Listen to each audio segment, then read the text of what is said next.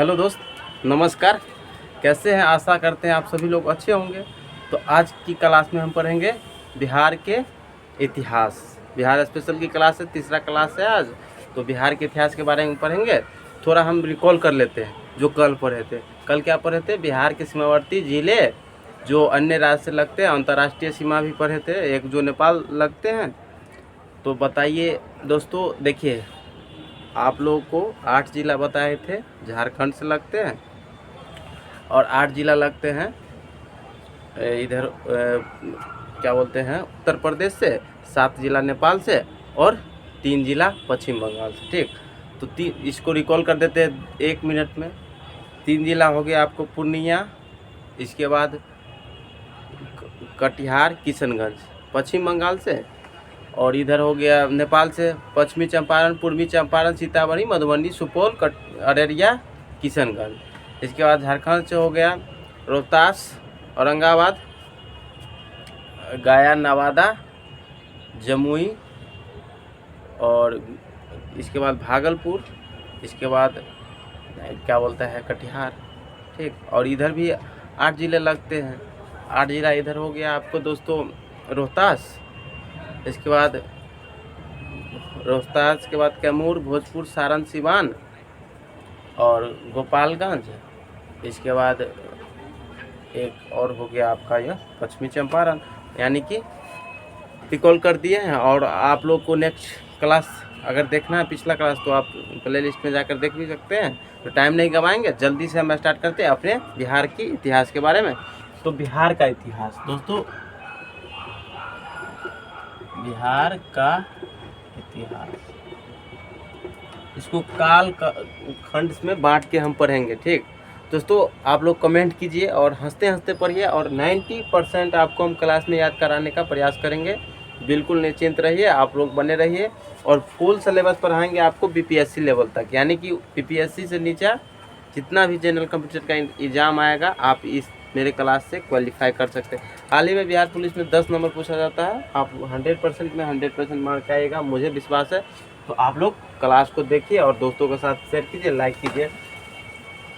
तो बिहार का कालखंड बात पढ़ते देखिए क्या होता है। प्राग ऐतिहासिक काल,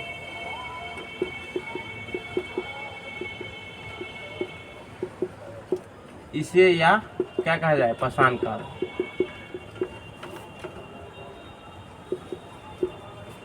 आदि ऐतिहासिक काल,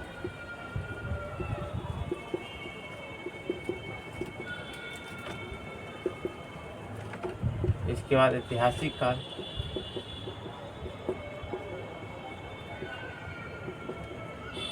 देखिए दोस्तों प्राग ऐतिहासिक काल को, पाषाण काल को हम 3 काल में बांट के पढ़ते हैं। जैसे पूरा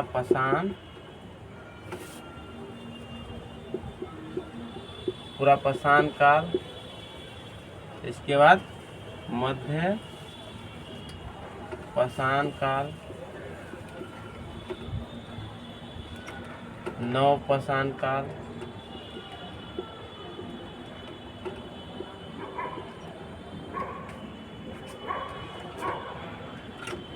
ठीक। इसका जो टाइम है दोस्तों 5 लाख ईसा पूर्व से 2500 ईसा पूर्व, 2500 ईसा पूर्व।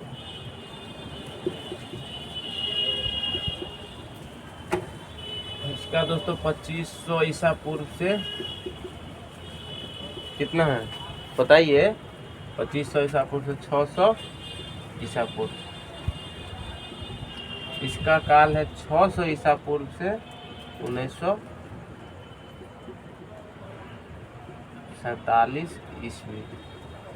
ठीक दोस्तों, शाम का वीडियो बना रहा है इसलिए थोड़ा कीड़ा भी आ रहा है, तो कोई दिक्कत नहीं है, आप लोग पढ़िए। और पूरा पाषाण काल में दोस्तों हमें मानव द्वारा पत्थरों के बने औजार प्राप्त हुए। पत्थरों के बने औजार कहाँ से? नालंदा तथा मुंगेर से। ठीक, और यहाँ पे ही दक्षिण बिहार में आदि मानव का निवास स्थान, आदि मानव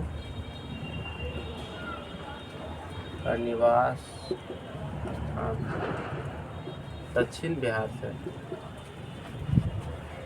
देखिए मध्यपाषाण काल में दोस्तों पत्थर का औजार तो मिला ही है, भीम बांध जो कि मुंगेर के समीप है।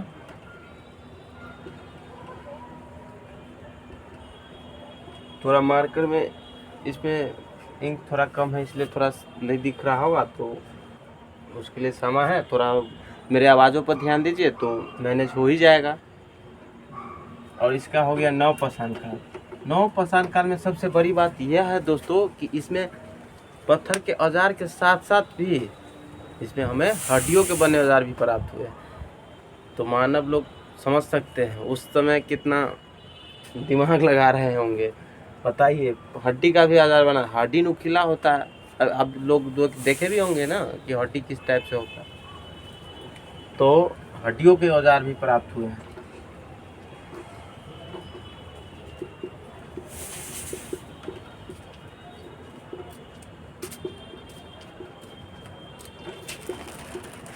हड्डियों के औजार जो प्राप्त हुआ है ये कहाँ से प्राप्त हुआ है? चिरान,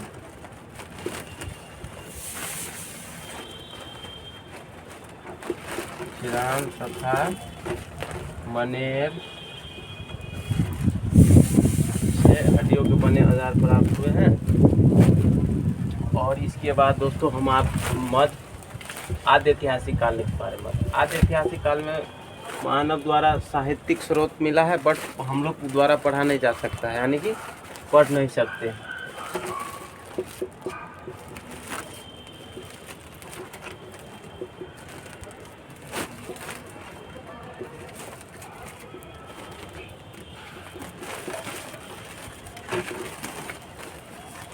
और इसमें हमको दो सभ्यता मिलता है, जैसे कि एक पहला हो गया सिंधु घाटी सभ्यता,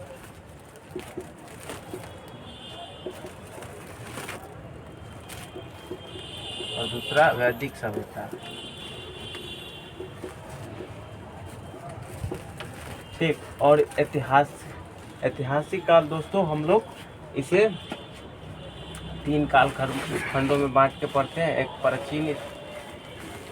प्राचीन, मध्यकालीन,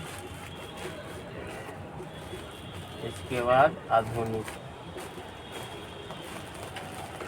दोस्तों प्राचीन में हम लोग पढ़ेंगे महाजनपद, इसके बाद इसमें बौद्ध, जैन आदि पढ़ेंगे, और इसमें मध्यकालीन बाद में सल्तनत काल पढ़ेंगे थोड़ा, और इसके बाद आधुनिक बिहार के इतिहास में तो पढ़ेंगे थोड़ा विस्तार से। तो दोस्तों कल की क्लास में हम लोग वैदिक सभ्यता के बारे में पढ़ेंगे। सिंधु सभ्यता अपना एरिया में नहीं आता, अपने बिहार में नहीं आता है, तो इनको पॉज कर देंगे। इसके बाद हम डायरेक्ट वैदिक सभ्यता के बारे में पढ़े। तो एक बार हम रिवीजन कर देते हैं। देखिए बिहार का इतिहास को हम 3 कालखंडों में बांट के पढ़ते हैं। एक हो गया प्रागैतिहासिक काल, आद्य ऐतिहासिक काल और ऐतिहासिक काल। प्रागैतिहासिक काल को ही पाषाण काल कहते हैं। तो पाषाण काल को भी हम 3 काल में बांट के पढ़ते हैं। वो पुरापाषाण काल, पुरापाषाण काल और मध्यपाषाण काल और नवपाषाण काल। तो पुरापाषाण काल में दोस्तों हमें हड्डियों के बने औजार मिले हैं, और दक्षिण बिहार से आदि मानव के निवास स्थान मिले हैं, जैसे नालंदा और मुंगेर से भी पत्थर के बने औजार प्राप्त हुए हैं। इसके बाद मध्यपाषाण काल में दोस्तों पत्थर का औजार मिला है, और साथ में कहाँ से मिला है? मुंगेर के समीप भीम बांध से भी हमको मिला है पत्थर के औजार। और जिसके बाद नवपाषाण काल में पत्थर के साथ साथ हमको हड्डियों के बने औजार प्राप्त हुआ है, जैसे चिरांद हो गया और मनेर हो गया, काफ़ी स्थानों से मिला है अवशेष। इसके बाद डायरेक्ट हम लोग आ जाएंगे आद्य ऐतिहासिक काल। आद्य ऐतिहासिक काल का जो समय है 2500 से 600 ईसा पूर्व, और ये था 5 लाख से 2500 ईसा पूर्व। इसका होगा 600 ईसा पूर्व से आधुनिक का 1947 ईस्वी। तो हम लोग इसे आदि ऐतिहासिक काल में जो साहित्यिक स्रोत प्राप्त हुआ है हम लोग पढ़ नहीं सकते, यानी कि प्राप्त हुआ लेकिन हम पढ़ नहीं सकते। तो हम लोग क्या पढ़ेंगे, सिंधु सभ्यता, 2 सभ्यता भी प्राप्त हुआ है। तो सभ्यता में एक वैदिक सभ्यता था, सिंधु सभ्यता अपना बिहार में अभी फिलहाल नहीं है, तो हम इसको नहीं पढ़ेंगे और वैदिक सभ्यता को पढ़ेंगे। और ऐतिहासिक काल में 600 से 1947 ईस्वी तक, ईसा पूर्व से 1947 ईस्वी तक पढ़ेंगे। इसमें प्राचीन, मध्यकालीन, आधुनिक। तो कैसा लगा दोस्तों, वीडियो अच्छा लगा तो सब्सक्राइब कीजिए, लाइक कीजिए और चैनल को ग्रो कीजिए। Thank you. जय हिंद, वंदे मातरम।